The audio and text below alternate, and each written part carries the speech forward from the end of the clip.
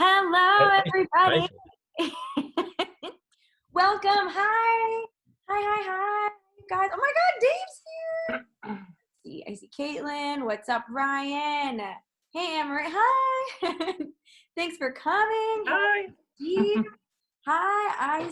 I love how it's like we have name tags without having to use name tags. What's up, Danielle? Thanks for coming. Hello. I love your red background. You start your well, not really starting Thursday. It feels like, what time is it? I don't know. I'm just admitting the people to the room because we have 4 waiting, and then I think we filled it. That was it. Gosh, that was easy. Great. Oh, we're at 100 already? Is that correct? We made it. We made it to Wow. 100, and we've got people in a waiting room, and that was the fastest. That was the fastest start to an event of my entire life. So thank you all for being so efficient. We don't have to get people up the elevator or sign into something. Yeah, 8 weeks into, shelter in place, and here we are. We're pretty good. What is up, everyone? I want to greet you all personally, but that's going to take a lot of time. But thanks for coming. If you want to edit your name, if you hover over the 3 dots in your right hand corner, you can rename yourself. If you want us to call you by I don't know, whatever name you want. You could be Aquaman, I guess, if you wanted. It's 2020. What is up, Donna? Oh, great. People are totally Babette's back. Hey, Babette, thanks for coming. People are already taking advantage of the chat. What is up? My name is Siobhan. I am the social media manager and community liaison for Edge Studio. I organize mixers and fun things like that we are not doing anymore for a while. So this is for the socialite in me and maybe in you. I don't know. This is the closest we get to a mixer these days. But we've actually been using them to be really constructive with advice and dialogue about VO. So people have probably been using Zoom a whole lot more than anyone would like to, even for voice actors. So you're probably used to this already, but just in case you are not, if you hover at the bottom of your screen, your little menu, you've got a chat. And when you click on chat, it should pop up on your right-hand side. If you're on your phone, I've never used this on a phone. If you're on a tablet, it's kind of more of a pain in the tush for the tablet. The laptop's the best format, but your chat pops up. We can dialogue with each other. And I've got you muted just because of the interference, and our ears are all very sensitive as voice actors, so it's easier to just be muted, except if we dialogue directly. So with that being said, hi from South London and New Jersey. See, look at all these beautiful places we are. And Jerusalem, what is up? Hannah, Vancouver, love you, Vancouver. Having a bad hair day, audio only. I respect you and your choices, but what is a good hair day these days? I don't know. So everybody's taking advantage of the chat. I love it. That's great. Yeah. So basically what we're going to do is utilize this chat box. And I don't know, we're going to have a Q&A. We're going to check in and talk to David about all things voiceover during this time that we're living in. And basically this is a space to just have a dialogue about our industry, ask questions. David answers questions. People also chime in the chat box with their thoughts and feelings about things. This is a positive space. This is a safe space. So we want everybody to be kind to each other. If I feel like you are not kind, I get to kick you out. So that's that. But we haven't had any problems with that. So I don't think that's going to be an issue. But yeah, the purpose here is that we know things are really hard and complicated. We're still trying to be positive and focus on pushing forward and doing our work and being good people at the same time. Hello from Florida. Yay, I wish I was in Florida.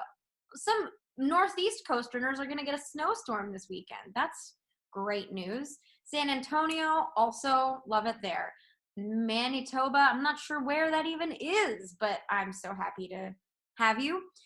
So last thing before we get started, we have some cool offerings. Yes, Chicago burbs. I've been there too, to the burbs of Chicago, where it's probably still kind of cold. We have some offerings at Edge.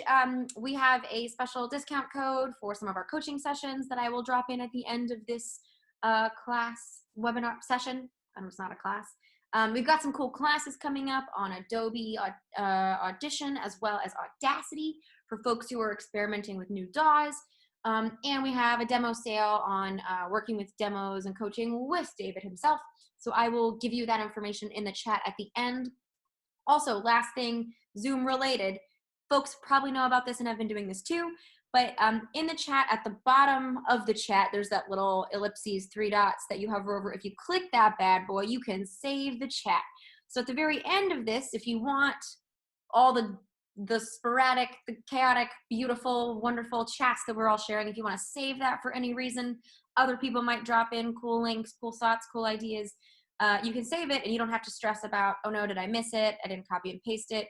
We will post this recording, but the chat does not save on the video recordings. So you can save the chat yourselves and you'll get the recording next week. It'll be on social media. So with that, I feel like I've already been talking for a very long time. Thank you to everyone for being here. Everybody looks great. Somebody's on a starship, it looks like. I love it. Yeah, Gary. I wish I was there with you. Cool. So with that said, let's begin some conversation about voiceover. David, for folks who haven't met David, this is my good friend David at Edge Studio. What is up and how are you? All is well. Can everyone hear me okay? Thumbs up? Cool. Look at it's like having power, Siobhan. You know, I say thumbs up and like 100 people are going like that. It's so cool.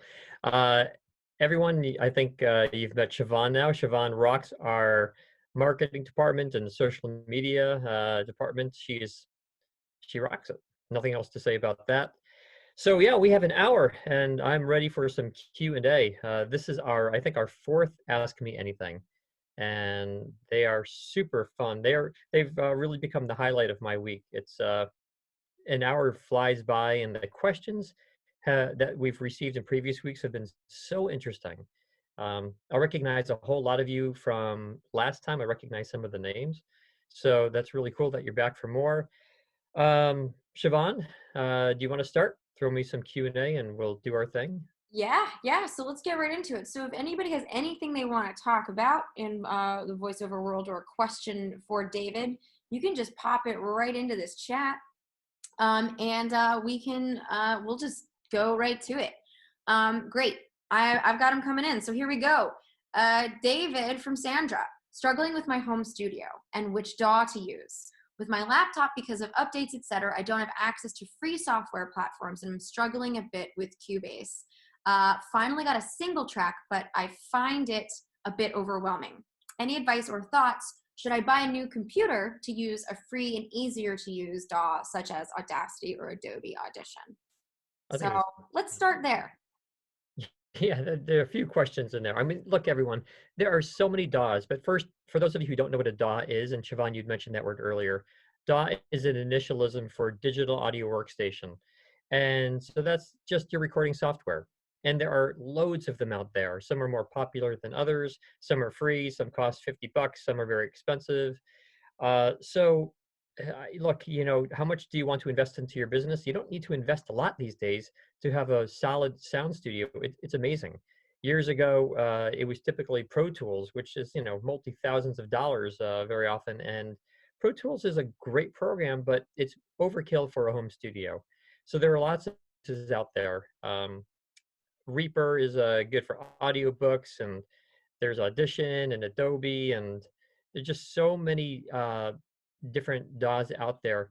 My suggestion, anytime someone asks about which software to use, I think you should download as many as you can, go to the free trial, sort of give them a test drive. Yeah, essentially, they all do the same thing, but they get you from point A to point B differently. It's really like driving a car, right? You know, they all do the same thing, but just one feels better than another. And this tends to happen with the software, the recording software out there.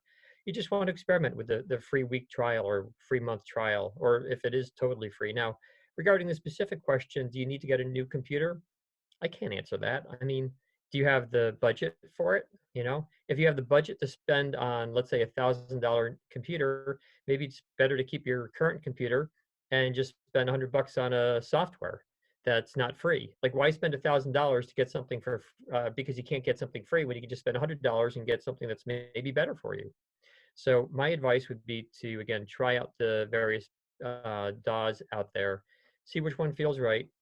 I also don't know how old your computer is, so it may be slowing you down in other ways. Um, so it's really a tough question to answer without knowing more specifics. And also, it depends on the type of voiceover you are recording. I mean, if you're recording audiobooks, you need more memory because you're dealing with bigger files, and you'll be doing probably much more editing. Um, like, for example, I would probably shy away from GarageBand software if you're narrating with a lot of with a lot of editing necessary. I see someone laughing there. The GarageBand comes free with a lot of computers, right? But it's not easy to edit on. It's not made for voiceover specifically. So um, yeah, I can't really be any more specific than that until I know your specifics. So, but that's hopefully an overview to get you started. I would say one thing. You can go online and to a voiceover forum and ask what people suggest, but everyone is going to come back to you with what software they use and swear that their software is the right for you, but it's not necessarily the case. Some types of software are better for different genres out there, so keep that in mind. Yeah, and I said folks can totally chime in on stuff DAWs that they've started with that made them feel good, and or things that they like. And it's funny, there's a Reaper guy who's saying Reaper, and my friend Tony Weiner's here. What's up, Tony? And he was Yeah, talking. I'd say Reaper is terrific, especially for audiobooks. It's Yeah, really so become, yeah, Tony. it's become huge in the audiobook world right now. It allows some uh, punch-ins and puzzles. It has some nice features, which nicely for audiobook narrators. You can use it for other genres as well. Amazing. So we're gonna cruise through. We're gonna answer and then cruise through. And thank you, Sandra. From Charlie. Charlie's asking if this is a replacement to talk time on Sunday evenings. Uh, no, I necessarily say it's a replacement.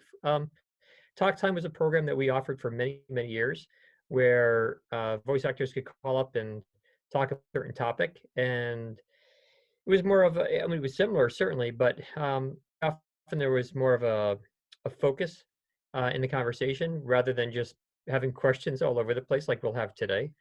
Because I'm sure our questions will range from marketing to technique to uh, home studios, as we just discussed.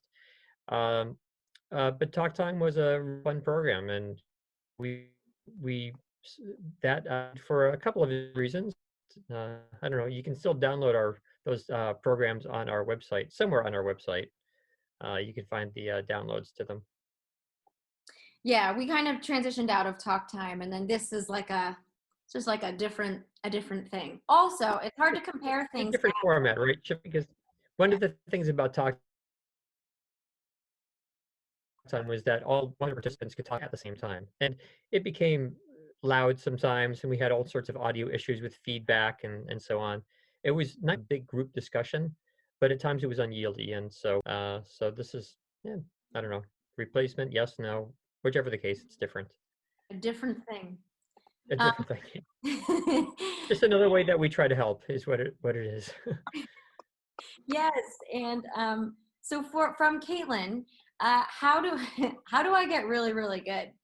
I'm in the program. Oh, great, wonderful, Caitlin. And outside of coaching, what should be my daily practice? Oh my goodness, great question. The feedback form is, we have a free I guess I call it a tool, a practice tool on our website, peer-to-peer feedback exchange. You freely exchange the feedback with other voice actors, and it's terrific. You upload your recording, and other voice actors just provide comments on them, which is great. A couple of things to know about the feedback form. One is that people who are providing feedback may be very well trained. They may be professional. They also may be brand new to the industry and have no idea what to listen for. So take every comment you receive with a grain of salt. But certainly, if you upload a recording and four people get back to you and they all say, "Man, like, you have to slow down," you find these commonalities. I think that there's a point to them, and you can start to think, well, four people have said it. I better slow down. Another important note about the feedback form: it's not designed for what you think it is. Most everyone thinks it's designed so you have a place to upload your recordings, as I mentioned, you can do, and gain feedback. Really, it is designed to train your ears. So let me explain what that means.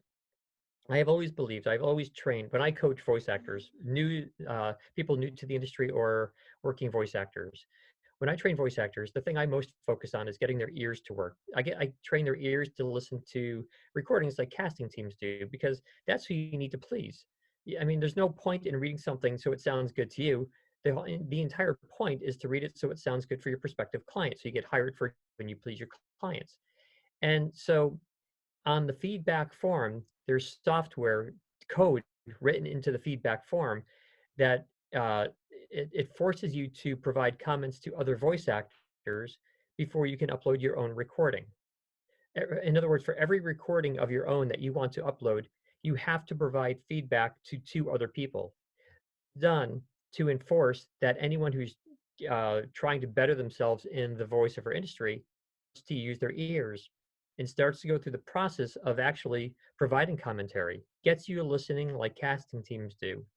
And every time a new user goes to the feedback form, the first provide comments to another voice actor, they'll always say things like, "Man, I don't know how to critique anyone. I don't know what to listen for. I don't know if it's too fast or too slow." And any of us at Edge will say, "But just do the best you can." And every single time, and I mean 100% of the time, the voice actor, the person who's using the feedback form, will after a week or so say, "You know what? I'm hearing so forcing me to listen, forcing me to other voice actors is fine tuning my own ears. I'm hearing things that I never heard before. I'm all of the things that my coaches told me, I'm really hearing them now." Once you train your ears, it is so much better, right? So much easier for you to select your own auditions. And that feedback form is on the surface, it appears that the feedback form is for you to upload your recordings and learn how people react to your recordings. And that's great. That's a nice second feature of it. But the main feature of that is to train your ears so you can better self-direct yourself and win auditions. And that is the point of the feedback form. It has been used about 80,000 times. I think we're coming on somewhere around 30,000 recordings and about 50 to 60,000 comments on those recordings. So the average recording receives about 3 to 4 pieces of feedback within a day or two. It's totally free. It's on our website. When you go to our website, click on the Free Career Center. That's the name of the tab, Free Career Center. And in there, you'll see a drop down for the feedback form, as well as some other free resources. And yeah, so to the person who asked that question, I would do that every day. I would upload at least one, if not even 2 or 3 recordings every single day. It will make a tremendous difference in you getting work. It always does. Awesome. Okay. Thank you, Caitlin. I have a question from Pamela asking, how do you decide what sort of work your voice is suited to? There's a long list of things. I will forewarn you that if you go on to, let me say this differently. When a lot of people are looking at getting into the voiceover industry, their first thought is, okay, commercials. I have to have a commercial demo. I'm a firm believer that you do not need to have a commercial demo. Commercials are exciting. They're broadcast. All your friends and family can see you on TV or hear you on the radio or YouTube videos, and that's all cool. I mean, it's sort of glamorous, sexy work. It's nice to put on a website that you're a commercial voice actor, but in reality, commercials are one of the about 25 genres in the industry, and they total about 2 to 3% of the work out there. That's not to say that shy away, because it's the sector. In some ways, national often pay more than anything else, but it's just one of 25 genres.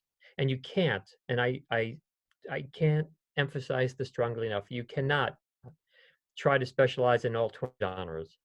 That would be like a doctor specializing in every field of medicine. If your doctor said that they are a general practitioner and they are a back surgeon They're also a ears, nose, and throat doctor. They're also a nutritionist. They're also a gynecologist. They're all, I mean, if they went through the list of, medical types, and if all of those were on their business card, you would run from that doctor. You would think they're a jack of trades, master of none. You can't do it all. You don't need to be everything to everyone. So it's a great question you ask, because when you enter this industry, you should figure out where you are most marketable. So back to the point here, commercials, yeah. I mean, a lot of people want to get into commercials, but very often that is not the most lucrative or the most marketable genre for people. What you need to kind of think about is what fits your natural voice. Second thing is what fits your interests, your personal interests. Because if you are interested in documentaries, for example, you actually find them more interesting to record, and therefore you'll do a much better job when recording, and ultimately you'll probably be much more marketable when you market yourself in a genre that you are personally interested in. In other words, you sort of take the subject matter that's to you, and that interest gets translated to the ears of the listener. You have to consider your goals, part-time or full-time voice acting. You need to think about how many hours a day you have to work. Um, if you only have a half hour to work a day because you have a busy lifestyle, then audiobooks are not for you. As I look around some of these names, I know some of these names out here of people that are audiobook narrators, and you're looking at putting in 10, 12-hour days, with all of your editing. And if that doesn't fit your lifestyle, then that's fine. Ultimately, I would take into consideration, to sort of list them out, your voice type, your personal interests. If you happen to have contacts in a certain genre, that can be very helpful for breaking into the industry, even if you leapfrog into a different genre. Your personality, how good of an actor you are or are not, as I mentioned, your lifestyle, your just how much time you have throughout the day. All sorts of factors come into play, and you need someone who understands the entire industry to be able to sit down with you and assess where you are and figure out what makes the most sense for you. There are many voice actors who do one thing really well. That's all they do. They promos, or they just narrate documentaries, and they're very successful and they're very happy. And there are other voice actors who in multiple genres, never all 25, but maybe 3 or 4 makes sense. Again, you need someone who can sort of help you create a plan. I'm happy to do that for you. I think I've done helped enough people make plans over the 31, 32 years I've been doing this, to give you some suggestions, and run you through a whole variety of scripts, and see what works for you, and ask you the right questions to figure out where you best belong, where you can be most marketable. But certainly don't just jump into commercials because you think that's what you're supposed to do. That's sad when that happens. Okay, you don't have to be in commercials. Okay. Oh, I hope I answered that clearly. That was sort of a long answer. Yeah, I know that Gary's was sort of pigeoning on that and saying, how do you determine that? Do you feel like that kind of got answered roughly? Yeah, cool. Okay, great, great, great. I also feel like the genres within genres are things that, you Oh know, my goodness, yeah. There are, I mean, like I mentioned audiobooks, there are lots of voice actors who specialize in audiobooks, but I also know voice actors who I would call audiobook narrators who specialize in a type of audiobook, whether it's sci-fi or mystery, suspense, kids books, tweens, erotica. There's so many different genres in nonfiction right now. There's so many subgenres within audiobooks. And to paint the analogy, again, it's like a doctor who specializes in ears, nose, and throat, who may also specialize in just surgery on ears. You can do what's right for you. Okay, that you have to figure out what's right for you.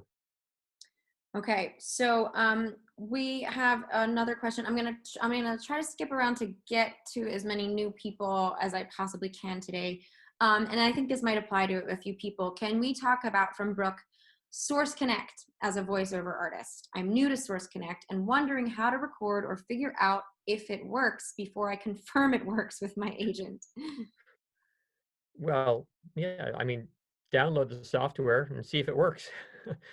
There's the short answer. I mean, if you need help setting it up, then you can speak with one of our engineers. I believe that they can, probably do given a consultation or something, they can some ways to set it up in your system. But I can't say anything more without knowing what DAW and computer you're using, and if you're running processing through there or not. But SoundCloud works. It's a great program.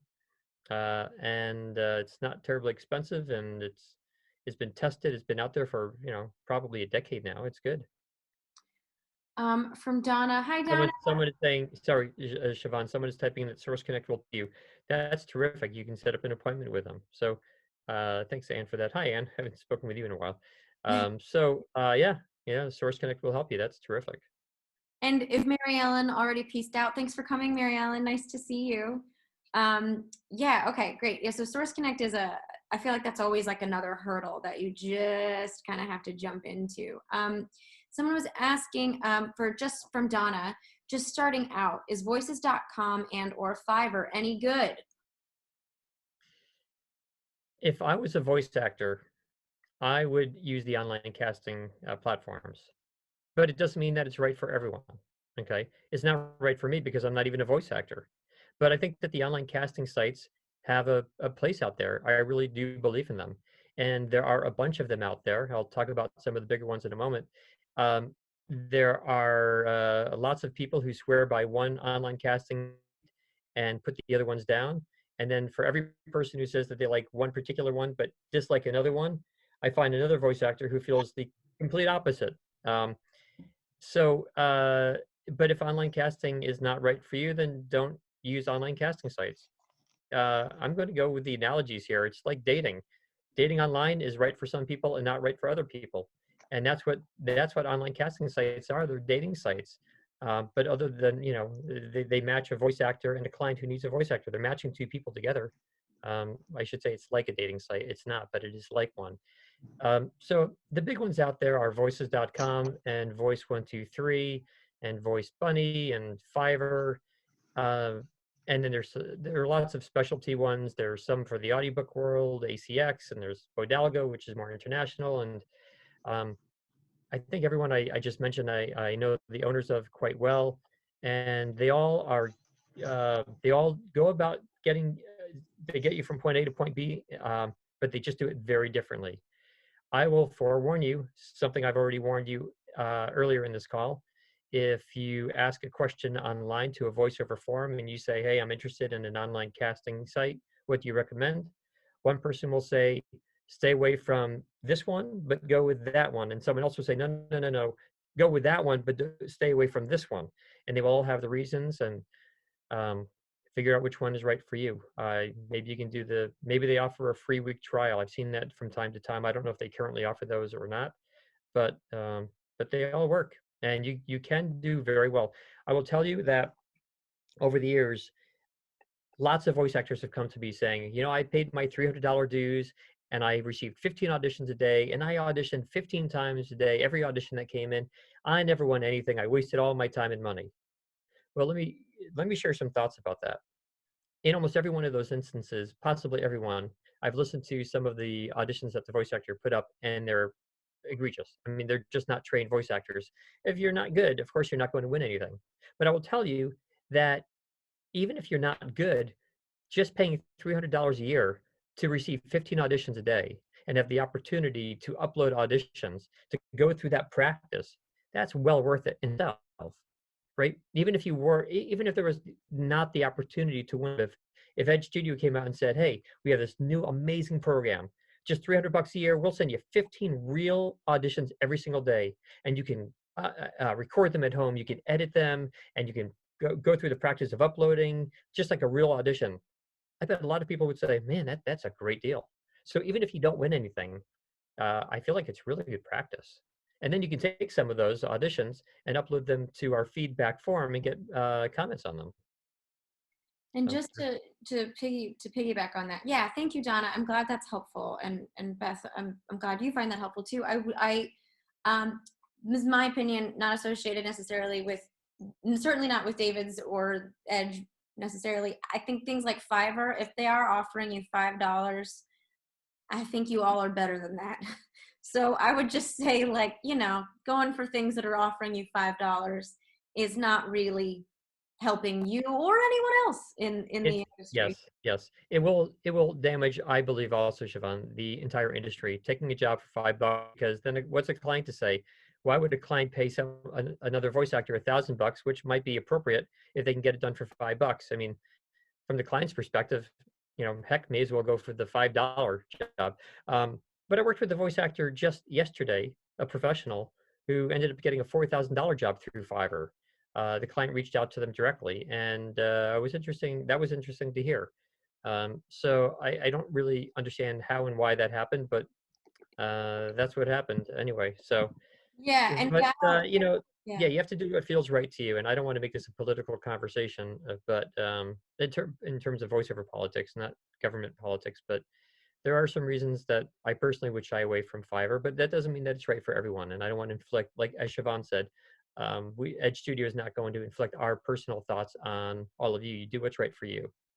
And Val is saying that she has gotten much more, has gotten good gigs from Fiverr. So I just Yes. meant like in general that everybody's worth good money. And then Gary was asking about, oh, he said about just staying on the pay to play subject. Should we wait till we have formal demos before signing up with with pay to play on? Yeah. So first, let me explain. Pay to play is sort of a nickname for online casting sites because you have to pay to be able to play on the online casting site.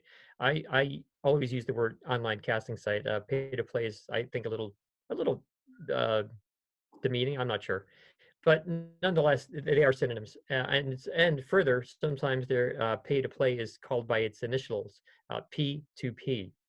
So if you see any articles where it says the letter P, the number two, the letter P, that is an initialism for pay to play, meaning online casting sites. And no, you can certainly join these sites without a demo, but uh, I have found years that, and I've heard from the owners of these companies as well, that it's pretty rare that a voice actor will be hired without having a demo because when the client receives 10 or 50 auditions and they select a voice actor, it's pretty common that the client will then say, I really like the audition from this particular person. Let me go to their profile page and learn more about them, listen to their demos. And if there's no demo, that makes the client very suspect. Well, why would this person, this voice actor, not have any experience? Why would they not have a demo? And so that's a little frightening. And I think clients feel better hearing more work from that particular voice actor. So again, you can pay your dues and have a profile on Voices or Voice 123 or any of the sites, but I think having a demo is a heck of a lot better. So I'm putting two kind of animations questions into one from my good friend David, who I'm so happy to see. He's asking, hi, if it's worthwhile pursuing video games if I live in New York City and not LA. Yeah, that sounds like one question, but absolutely. That is one. Yeah, There's another there's video game work everywhere. Without question, I know a lot of amazing voice actors who are unbelievably successful in video game work in New York City, and they do very well. There are a lot of studios that get a lot of video game work. We've had at Edge Studio, well, until we had to close our doors 7 weeks ago. We've had some amazing games come through. I mean, top games come through that we are working on, and it's exciting. It's great work. And there's also a lot of video game work coming to home studios. So, just having a quality home studios is all you need. And from the client's perspective, they don't care where you live, LA, New York, or anywhere else. As long as you have internet, you're good to go. So, yeah, no reason to shy away from video game work just because you live in New York City, for example, or no reason to have to move to LA. Yeah, my friend Lucy plays the angel named Mercy on, I don't remember what video game that is, but it was a big one. And she's at conventions all the time and she lives in New York. So that is a cool thing. And then the question I'm adding to that is from Susan. Is there a difference between animation and video games? Yes. Trying to keep it a short answer. Yeah. So, I mean, is different from the client's perspective. Animation, the, I'm trying to think how to say this. So I mentioned earlier that there are about 25 genres. I think we have it broken down specifically to 27 genres, and there's lots of crossover, guys. There's all kinds of gray area.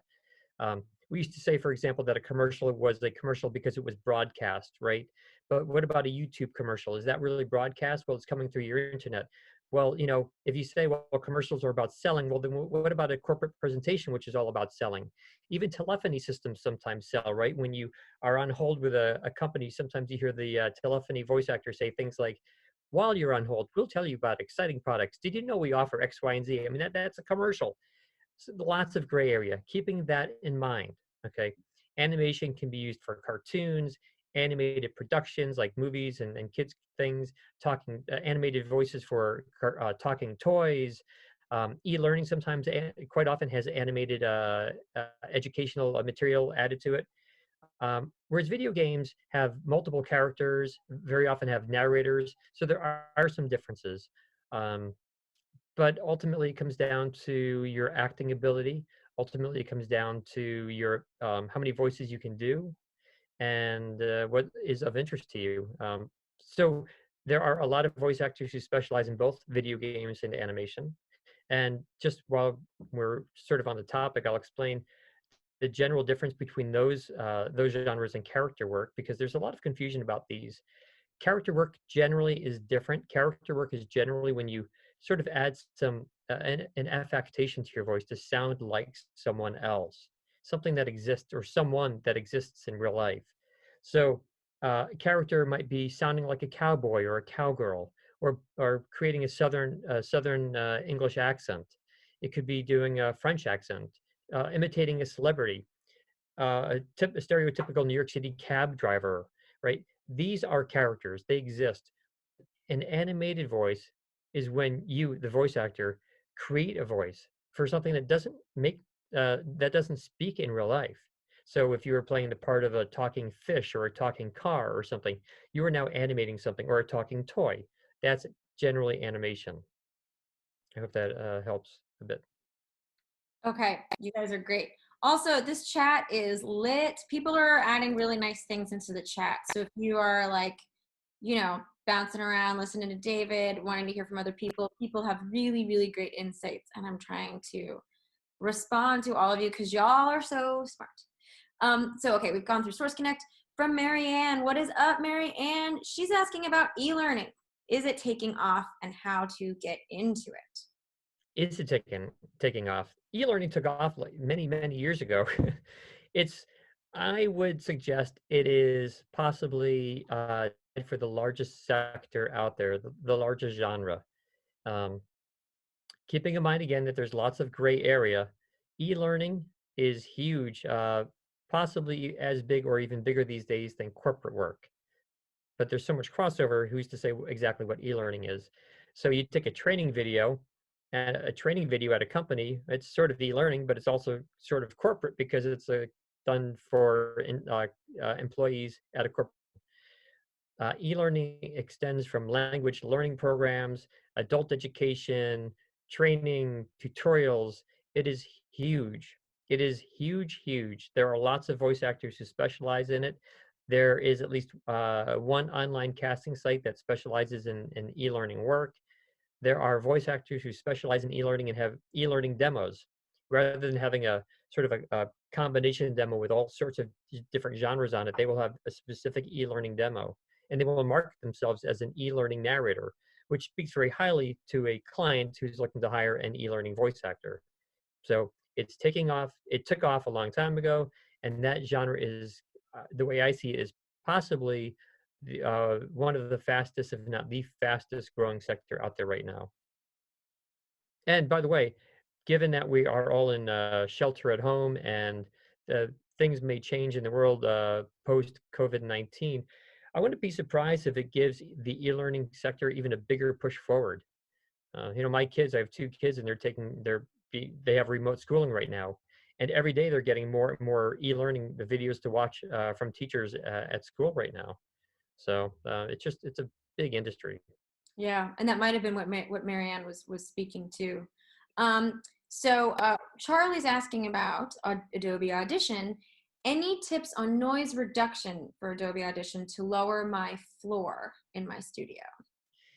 Yeah, so floor noise is sort of like a baseline noise that people have in the background of their recordings. And um, it's really imperative that as a voice actor, you make sure that your noise floor is very low.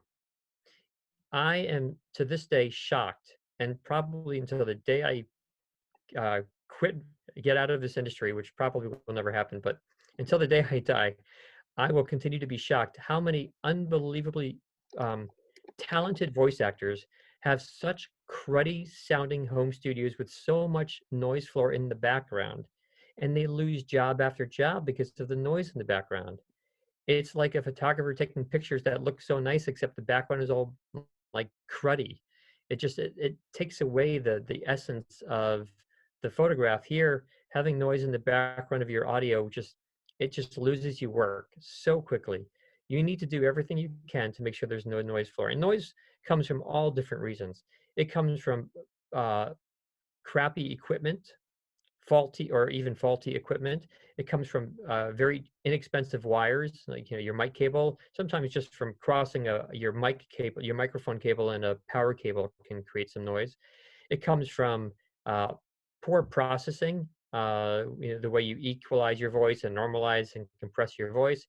It comes from poor structure, gain structure rather. So where you set your input on the mic and the input on your, all the various inputs that go through from the time you record to until the point that you send off your files. There's so many different gain structures, different places, in other words, where you can change essentially the volume of the incoming and or outgoing signal. Um, Noise can come from HVAC systems. I mean, noise comes from everywhere. You need to figure out where the noise is coming from and and and knock it down. That is absolutely critical. There's software out there that can theoretically remove noise and getting to the question here. Um, but I wouldn't rely on it. I really wouldn't rely on it because it takes extra processing, and it's just better to fix the problem at the source and not have to fix it in the mix, as we say, or as I we don't like to say, I should say. I also added, we do have an Adobe Audition 101 class coming up. And I've dropped the link and I sent it to Charlie, and that's with Art Bruder, who is a true delight of a human being to Yeah, hang he's out a with. great guy. Yeah, he's a great guy. Yeah. And And for any of you who are not sure which DAW to work with, take that class then. Take the class with Art, because that will give you a great run through of how that system works, how that DAW works, and take some other classes. We have, I think, two coming up right now, right? Audition and Adobe. yes, or well, Audacity. Yeah, we have Audacity Audacity, and sorry. Adobe, and they're Audacity. $50 and they're cool classes, and yeah, so it's super informative info. To keep going, kind of in this department, uh, if a client has IPDTL, do I have to have a subscription as well, or is there just something I need to download to connect with them? This is from Yeah, so there may I wouldn't be surprised if there are a couple of different programs through IPTTL. We have one where we have a higher end subscription at Edge Studio. We pay about $500 a year. I think they start at about $300 a year. But it's a really nice system because we can send a client just a link, and they can just kind of go to a link and just listen and remote into our recording session and participate in the recording session. I apologize. I first should explain what IPTTL is. It's a competitor to Source Connect, which we spoke about earlier. It's a software that allows different people at different locations to all participate into a recording session together. So it's very nice because you, the voice actor, can be recording at home, where the client is in their own office or their own home, as it is these days, and maybe the client's client is somewhere else, and the advertising agency is somewhere else, and the marketing department is somewhere else. But like a Zoom meeting, everyone can come together and participate in the actual recording. But it does some terrific features that make it very optimal for voiceover. You can run the video through it, and you can sync, and you can all do sorts of cool things like you can with Source Connect and a few other pieces of software out there. IPDTL is one of the newer ones, but even that's been out there, I feel like at least 5, 6 years, and it's terrific. And but I'm not. I know we use it at Edge, but I don't know every program that they offer or every different type of subscription. So you'd want to contact them and do some research on that. Great question. Wonderful. Also, you guys are just great, nice people, and I know we're all saying hi to Amanda's baby, Ivy, who's really, really cute. And I hope that was helpful in terms of IPDTL. I know that's like a new thing for some people, so if there is a link to it, if someone is able to drop that, that would be super helpful as I'm moderating. Also, I just want to add, if people want to stay connected, We are certainly all over social media, but if people want to drop handles, I can tag people in a post and we can be friends and follow each other and kind of, I'm really into like, I feel especially solitary these days, and I know this work is kind of solitary, but it makes me happy to see y'all connecting with each other from, London and Jersey and all the places. So I just wanted to add that really quickly before I dropped this question from my friend Doug. What's up, Doug? He is saying that he's overwhelmed with marketing. I don't know that feeling at all. And he says he mostly narrates safety training programs and is asking, he says, advice. General marketing advice. I know there's a few marketing questions sprinkled throughout this thread here. Yeah. So very cool to specialize in a subgenre, right? We spoke about that earlier, much earlier with audiobooks.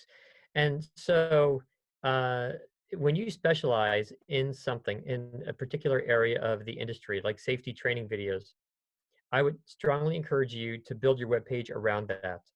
Make that your branding. And don't be concerned about pigeonholing yourself, because if your website speaks safety training videos, right? It may turn off one client, but may attract 10 other clients.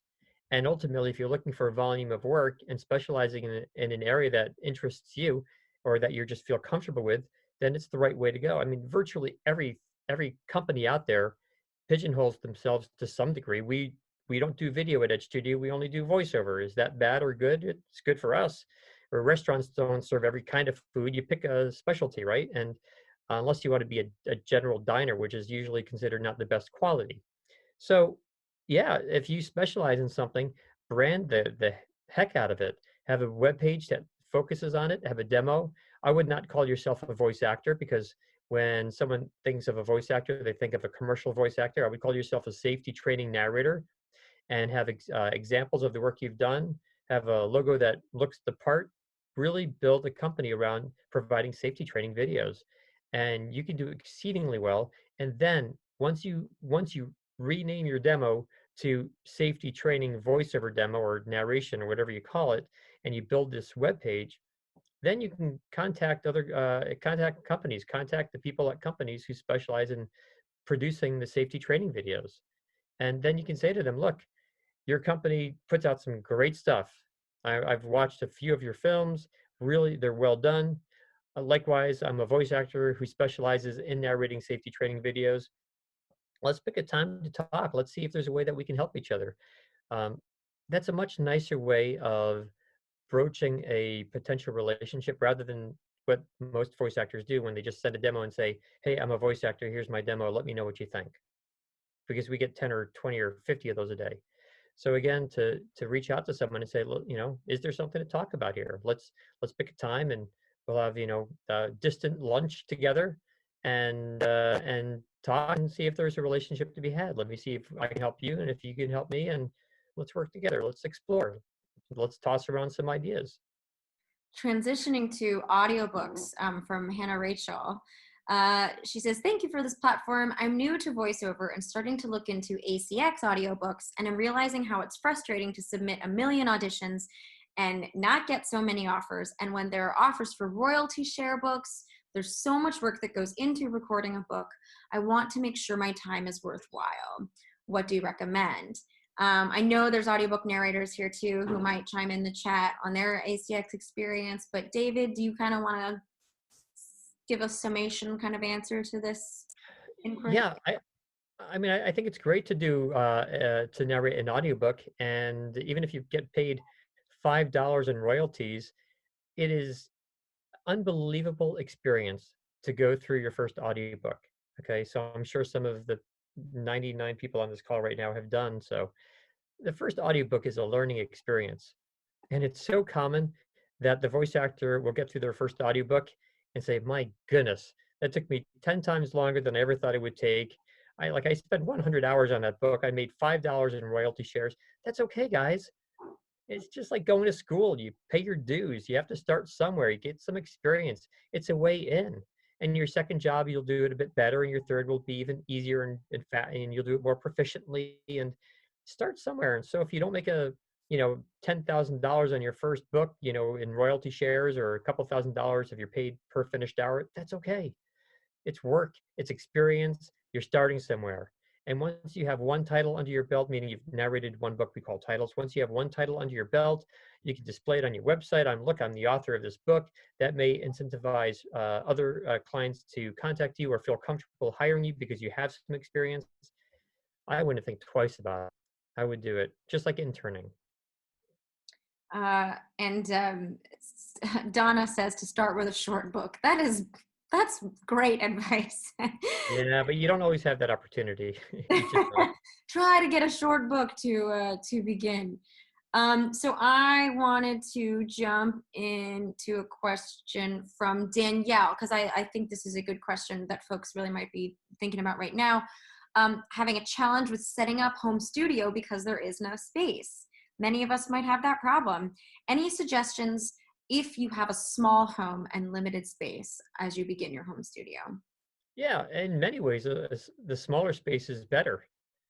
Right? The bigger of a room that you record in, the more area, the more wall space you need to acoustically treat. Um, and more ceiling, more floor. I mean, it becomes more challenging and more expensive. So a little space is great. You just notch out a corner somewhere and you're totally fine, or even smack in the middle of a small room is totally fine. Here's the thing, guys, as long as where it is that you record has two features, that's what you need to concern yourself with. You need to make sure that the soundproofing is done, right? You need to make sure that you have absorbent material as well, sound absorption. So soundproofing and sound absorption. Let me talk about the differences. Soundproofing is making sure that extraneous noise is not getting onto your microphone. So you don't want sirens and people walking above you if it's an apartment building, or kids talking in the background. And unless you buy a 10,000 or $5,000 or $10,000 booth somewhere, that can be a challenge. But you find the quieter area in your apartment or in your home, whether it's the corner, hopefully away from a window if you live by a busy street or something like that. Um, and you do the best you can. Maybe you have to record 3 in the morning because there's noise throughout other times of the day. But nonetheless, you find a quiet area so you're as well soundproofed as you can. And then you need to worry about sound absorption. And here, like I said, the smaller the space, the better. You need to make sure that every surface, I mean every surface, is covered with something that absorbs sound. So that can be thick moving blankets folded up, or old towels, old Christmas sweaters that no one wants anymore, sleeping bags, foam, foam you might buy at Home Depot or something like you see in studios. The ceiling, the floor, the carpets, everything needs to be covered with something absorbent. Um, Even thick carpeting, thick shag rug carpeting on the floor would be helpful. And also even layering your music stand with a towel that's folded a couple of times. Once every area is covered, you're totally good to go. Okay. And if you're doing something in the middle of your room, you can just secure to the ceiling a shower curtain track that goes right around you in a circle, and hang from it thick moving blankets that go from the ceiling down to the floor. So when you're working, you sort of close something around you. If you can see my hand, right? It goes right around you. And when you're done working, you can open it up again. And now you have all of your floor back. And that works great for people. Or just do it in the corner of a room.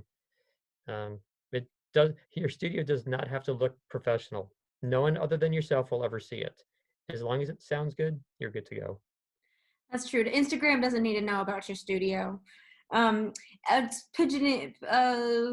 from there, Daniel is asking about acoustic blankets, which you were kind of mentioning. He's specifically also asking about acoustic blankets from Vocal Booth to Go. I don't know if we know anything about that, but acoustic blankets, thumbs up. Yeah, they're terrific. I know the guys at Vocal Boost to Go, and their blankets are really good. I've seen them. I've tested them. Um, and I will tell you that a lot of voice actors a whole lot of voice actors use their materials. Um, and a lot of voice actors, just like as I mentioned earlier, just use their own old moving blankets and towels, and nailing pillows into the corners of your recording area. Um, by the way, on the ceiling, if you use moving blankets and not foam, make sure that the moving blanket, or whatever it is that you're kind of nailing to the ceiling, is off of the ceiling. It should hang down about an inch or so. You don't want to take the blanket and press it up against the ceiling so it's taut against the ceiling, because sound travels more easily. Sound waves travel significantly more easily through hard surfaces. What stops sound waves the most is air. So if you have your ceiling, you want your blanket to sort of swoop down an inch or so. So you just nail it into the corners of wherever you are recording, and hopefully you do that for 2 or 3 different layers of blankets, or a professional acoustic blanket is fine. Is great, in fact. Still on the same subject from Charles. This is kind of tricky, I guess, in the world we live in right now. But asking, he's saying that it's been recommended that he go to a store and try a few mics before choosing my first. So I don't think, Yeah, yeah. I have a lot of beef about that. I think it's great. It's a wonderful opportunity to be able to try mics at a store, but there are a couple of huge things that don't really make the answer that you might find. Sorry, let me say it differently. The results that you hear, I would not take with much accuracy, because number one, you're recording on different equipment. So right there, the sound of everything will be different. In other words, you get back to your own studio and you realize that, well, at the store, they were using some crazy amount of processing to make everything sound better. When I get home, I don't have that $3,000 software package that makes everything sound better. And so it doesn't sound as good. Next thing is, you buy a microphone based upon numerous factors, not just the quality of your voice, but also especially the qualities of your recording area. So the store may have a large room with some resonance in it, but your booth is small, full of acoustic blankets. Well, the microphone is going to react incredibly different to your voice in each location. It's almost meaningless. Third thing, unless you are a trained engineer, then you won't know what to listen for. So you can go to the store and record on 10 different microphones and listen back and say, oh, I like the sound of this one. But like I said, unless you know what to listen for, then it's meaningless. Um, there's a wonderful pro voice actor who sent me just this morning or last night, sent me a recording of him and his wife, who also does voiceover. And what they did, they were trying to figure out placement of where their microphone will sound best in their home studio. And they counted 10 and said something like, here I am. I have the microphone 6 inches above my head. I'm standing 4 inches from the back wall. Let me give you a count to 10. Then they hit pause, and then I heard, okay, now I'm only 2 feet from the left wall, and the microphone is 4 inches below my face, and let me give you a count to 10. And they tried all different positions, but they were in their booth. They had their particular microphone, and they wanted me to listen to it and say, okay, spot number 7 was the best of all of the spots you had. Or try, going between spot 7 and 6, somewhere like that will sound best, I think. That's a much more accurate way of figuring out what works best for your voice. Um, like I said, the various microphones in a store, it's fun and all, but it's not. Don't take the results with. I don't know. They're not everything they claim to be. Thank you. And Anne was asking about video game coaches. I know I'm sort of jumping around a little bit, but at Edge Studio, Jay Snyder would be the man to go to. He has done a number of video games. He's played Knuckles and Sonic, and he does animation, video games, etc. But he's an incredible coach, so I would totally Yes. recommend. And our coaching, I'm going to drop the coaching link, and you can get $25 off of a session because you joined us today. So Nice. I will drop that to you as I give David. I'm going to take us another 10 minutes because I kind of took us 10 minutes to start, and I want to get to as many different people as I can because I like you all a lot. Oh, cool. Here, this is cool. This is we haven't done it much technique stuff today. So from Andrew, hi Andrew, he's saying, one challenge I have sometimes is learning to take breaths during the read. How do you pace your breath and maintain character, tone, pacing, volume? So breathing techniques that you might recommend. Okay. Trying to think how to condense this answer down. So I think the biggest thing to think about is, why do you even have this breathing problem to begin with? I mean, unless you have the same issue when you speak naturally, then it probably should not translate to the microphone. In other words, if you don't have a problem breathing in everyday life, if people that you are dialoguing with don't say, "Wow, your breaths are loud, dude," like, what's wrong with you? You have emphysema or something? You need a doctor? I mean, unless something like that happens, unless you feel out of breath, then if it only happens when you are recording, it probably suggests that you are working the words too hard. It suggests that you're reading with too much vocal tension. You should have no vocal tension when you record. I mean, unless you're doing some odd character or animated voice or playing the part of the classic day announcer sound or something of the sort, you shouldn't work so hard. Breath shouldn't be an issue. Um, Now, breaths may also become an issue if you are over compressing or over normalizing. If anyone understands technology, they'll understand why that happens. But for the most case, I would strongly suggest that you, and this I said earlier today, eliminate the problem at the source. Meaning, just don't push your voice so hard when you record. Don't work the words so hard, and then maybe all of your breathing issues will go away. And it's quite possible then that if your breaths are not so loud, you don't need to worry about them, or software out there that removes breaths can do the work for you, or at least in the vast majority of breaths they can. Um, but another thing comes into play, and that is because most voice actors are way too choppy. It's something that I work on with a lot of the pro voice actors that I coach on a regular basis, or when I help them through their big auditions and so on. They tend to be very choppy. You guys tend to, as a group, I mean, I think people read in a sort of staccato manner, and so when you start reading in little bits and pieces, you end up getting breaths in odd places where they don't naturally belong, and then sometimes the breaths seem abrupt, and therefore they seem louder. So, technically speaking, it can group together words that belong together. Sometimes you get rid of a lot of the pauses or the breaths anyway. So I don't know. In other words, if you breathe in a natural place, the listener will not notice you breathing. But when you breathe in an unnatural place, because it's unnatural, listeners notice the breath. And there's volumes to this I could talk about, but I'm going to leave it there just so we can get to some more questions. I hope that Yes. was helpful. Yes. Wonderful. Thank you. And I'm happy to work with you on that if you want. Let our office know. Yes. There's some, okay, I lost my person that I was gonna talk to. Someone was asking about the setup for coaching sessions. Here we go. It's from John. Hi, John. He was saying he's in the program, but I think this applies to anyone doing any coaching for anyone, anywhere.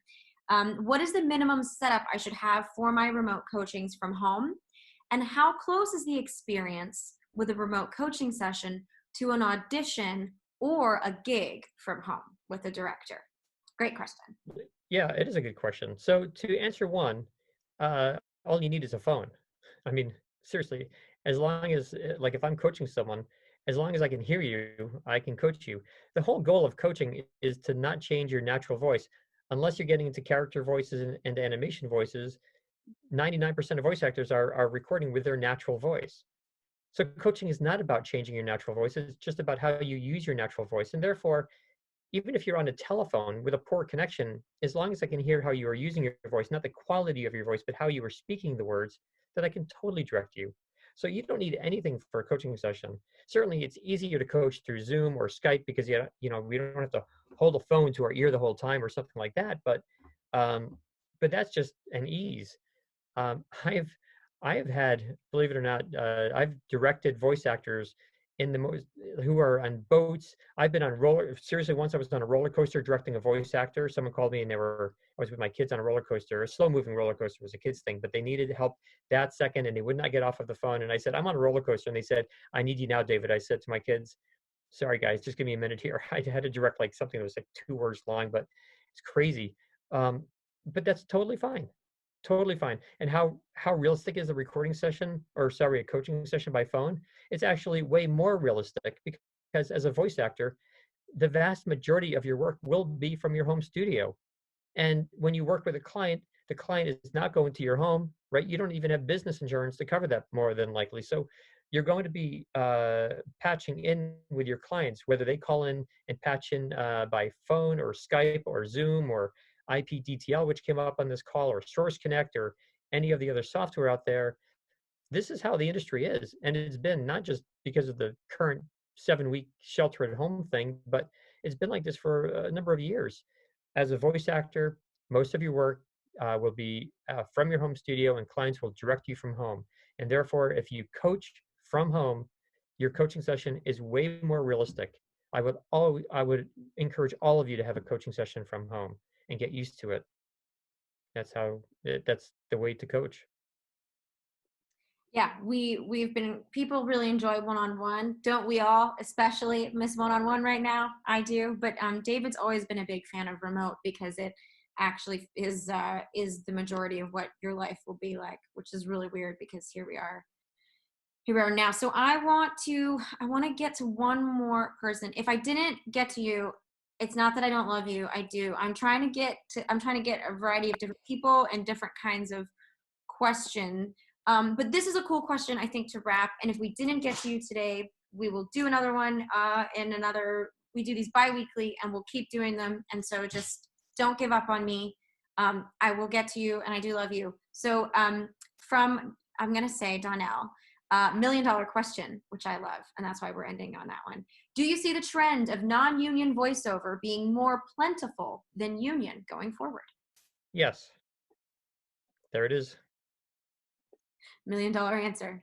You want to unpack that in our last 4 minutes? There's nothing to unpack. I mean, non-union work has been growing steadily over the years. I can guess at the future. I think an educated guess at where we will go, and I foresee it continuing in the non-union direction. No, I don't know for sure, but certainly all indicators would suggest that the types of work, the amount of work, um, yeah, I think it makes sense. There are certainly reasons that some voice actors are union. There are reasons that some non-union voice actors who are very successful kind of change their setup and go union. And it's one of my favorite questions when a voice actor contacts me and says, "Look, I think I'm in a situation when I should go union, or I should change the status of my business, and or I should go from part-time to full-time, or any of these big questions." It's exciting. It means that you're doing something right and trying to enlarge your business, whether it's because you want more money or you want more hours of work or a different type of genre that you work in, whatever it is, it's exciting. And right now, one of the big things has been going non-union. That's been a big way that a lot of voice actors have enlarged their business. Um, I think it seems like that's the way the industry is going. Okay, so before we duck out, I want to drop some things into this chat. The first thing I'm dropping is a list of links because we love those. We have a Audacity webinar, as we've mentioned, as well as an Adobe Audition webinar. Those are both $50 per class with a lovely human being that is Art Bruder. Some people have had coaching sessions with Art. It's very delightful. We have a sale on coaching and demos with David, and there's a link to that, as well as the AMA code. The code is just AMA, and it's $25 off any coaching session with any coach in any of the varying genres that we offer. Secondly, I want to say again, if you didn't drop your Instagram or Twitter handle into the chat, please feel free to do that now. Then we are all going to save the chat, but if you don't save the chat, I will post on our Twitter. I'll post everybody's handles so that we can all follow each other, because that's a really good thing to do. So I would appreciate you doing that for me. Check out some of the these links as well. If we didn't get to you yet, we'll get to you. I'll prioritize you next time. I'm trying to remember who I talked to before. And I know it gets a little chaotic, so your patience is awesome. Your faces are beautiful. It's great to see some of you. Hi, Nancy. I know we talk on Twitter sometimes. It's great to see you. It feels like I get to hang out with people. Gary, Dina, Ryan, hi. Met baby Ivy. Your smile is so great. So thank you. I think, I don't know. I'm glad that everybody's powering through this really exciting time to be alive. And, David, thanks for being willing. Thanks for hanging out with us and, talking about voiceover. Just normal day. We're having a normal Well, day. I thank everyone on the call, and Siobhan, thank you so much. It's been very fun. Yeah, super fun. And Great questions today, guys. Thank you. yeah, I really appreciate y'all being here. Cool. Okay. And thank you. See you. Oh, so if I look at a calendar, because I can do that. So the 21st of May, we will do this again. So at the same bat time. which is 1 p.m. Eastern. I don't know. I'm really bad at conversions. But so 1 p.m. In 2 weeks from now, which is the 21st of May. We'll see you guys. We'll see y'all then. Mwah. Yay! You're so great. Bye.